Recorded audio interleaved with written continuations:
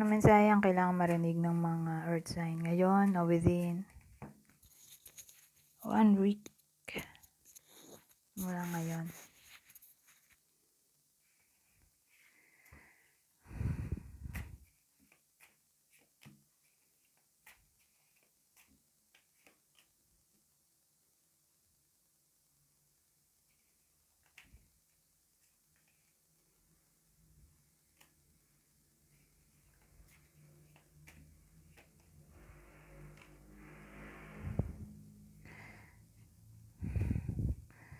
So, ang dating dito,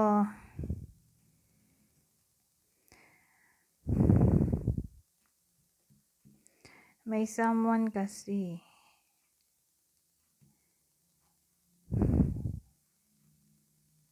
na para bang aggressive, rude, abusive, impulsive, nasty, authoritative. Dito magsisimula ng magkaroon ng magandang pagbabago in a way na itong lalaking to. Halimbawa, may iba sa inyo na nainis sila dito sa lalaking to kasi masama sa kanila. So, itong lalaking to magbabago. Magsisimulang magbago. Within 1 week from now. Okay, babait siya.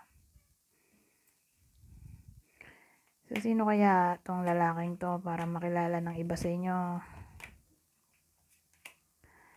Aquarius, Taurus,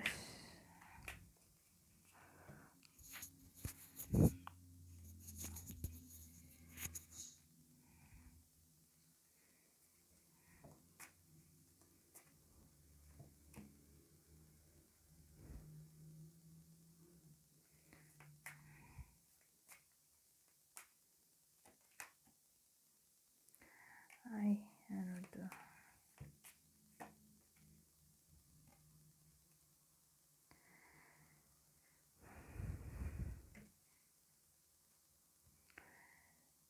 So, ang dating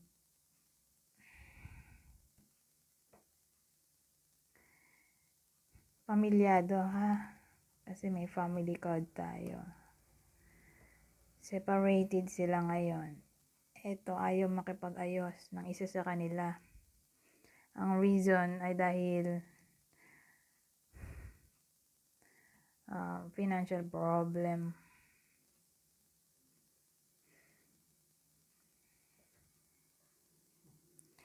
Kumbaga, ini-expect to ng isa sa kanila, sa inyo. Okay? So, kung sino makarelate dito. Ito, na maging loyal siya, hard worker. Pero hindi nga nangyayari. Ini-expect ng isa na maging good provider o provider. Pero ito, walang nangyayari. Kaya yan, ayaw makipag-ayos.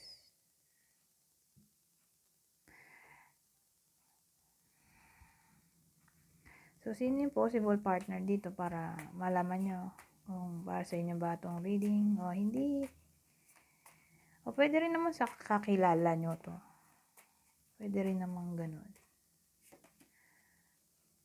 Itong reading natin. Leo, Scorpio,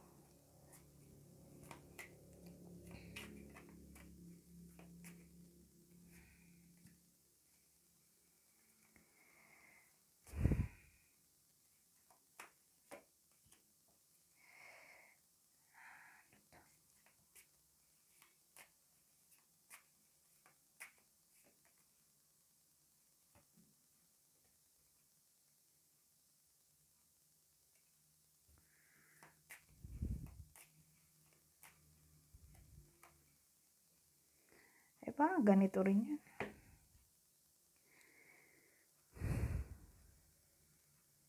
Ito rin yung kanina, oh.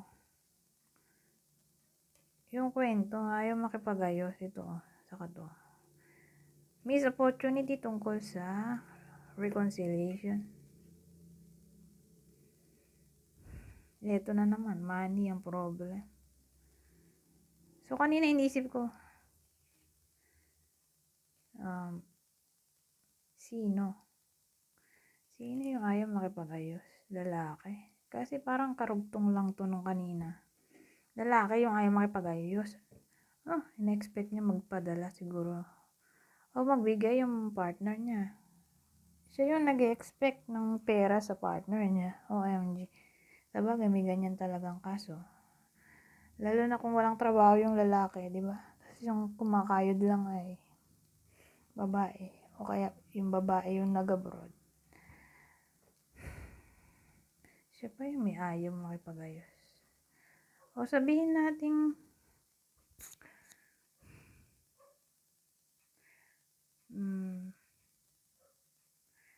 siya lang yung may work. Yung babae wala. Ano para ba?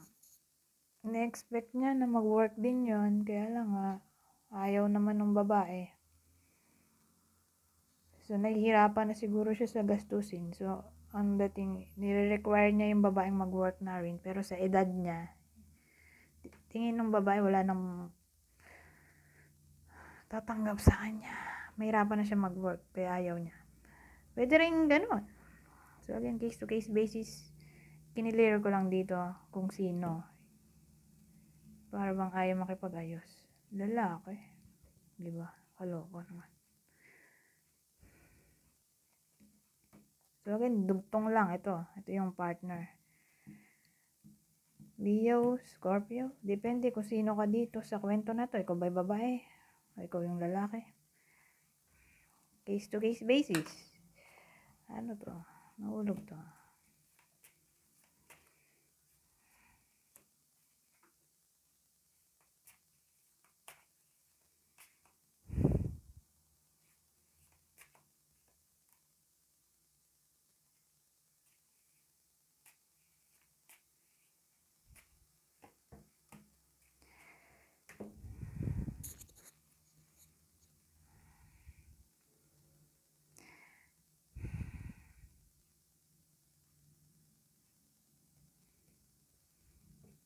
Ano to?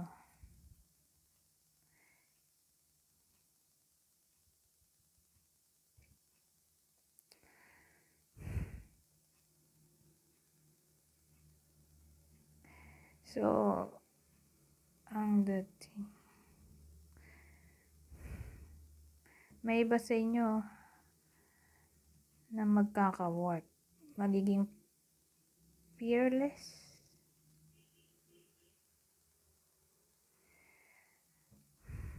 Para makaahon sa kahirapan.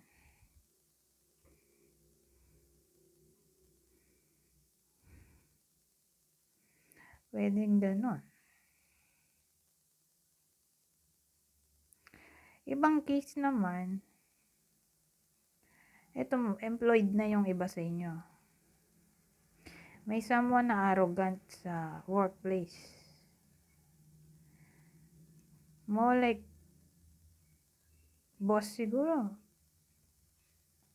O kung di boss, ay ka-workmate. Pero again, sa workplace to. Na para bang pinapahirapan sila, Magtatagumpay yon.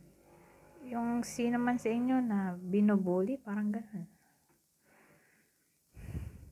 Binubuli ng boss o ka-workmate. Magtatagumpay sila. Pwedeng ganun.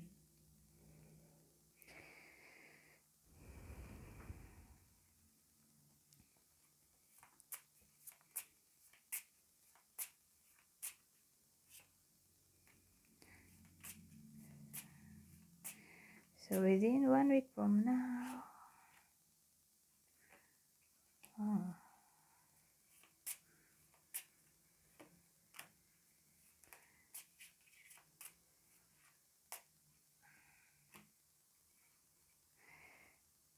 dalawa yung naisip ko dito. Una, saan ba tayo? Sa positive o negative? Negative muna. Doon tayo sa negative. bago yung positive. Okay? So, sa negative tayo. Well, kasi dito may umaatake palihim sa gabi. Ano ba to? May meeting na nangyayari tuwing gabi. O in secret. Okay?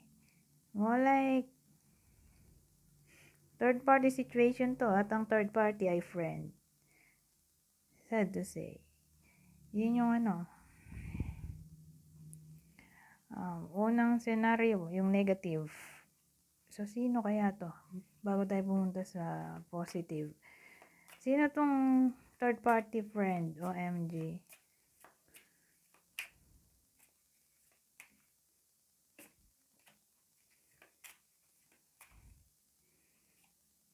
Kumbaga, ito yung possible partner ng iba sa inyo, ha? Para may idea kung sino yung dapat mag-ingat sa karelasyon at dahil nga may kalandian pala siya. Kalandian niya ay kaibigan niya o kaibigan mo. Mulay kakilala mo na. So, kung ang partner ay Pisces, Cancer, beware. Ngayon, dun tayo sa positive.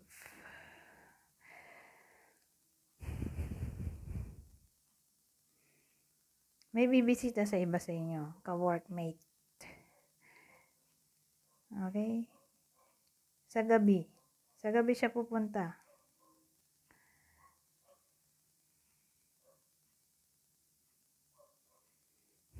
Ganun ang dating dito. Ka-workmate na mabait sa iba sa inyo. Hindi naman siya yung ka-workmate na di nyo gusto.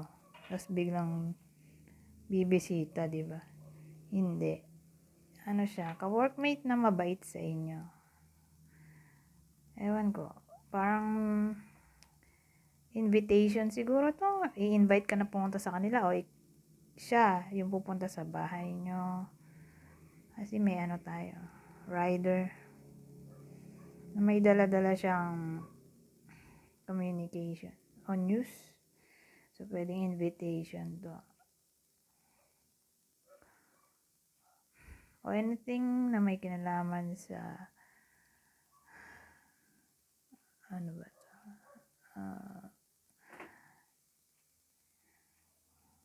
Nasabi ko na ba yung news?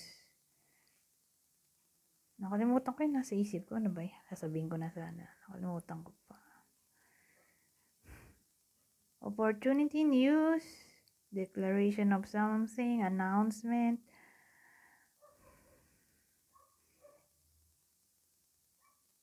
Meron pa akong naisip. Nakalimutan ko. Ba yun? Ewan ko. Nakalimutan ko na. Hindi ko na maalala eh. Anyways, hanggang dito na lang. Goodbye. For now. Pero wait lang. Sino pala tong friend? I mean, ka-workmate na mabait. Na bibisita o mag-i-invite sa inyo. Aquarius, Gemini. Anyways, hanggang dito na lang. Goodbye po na.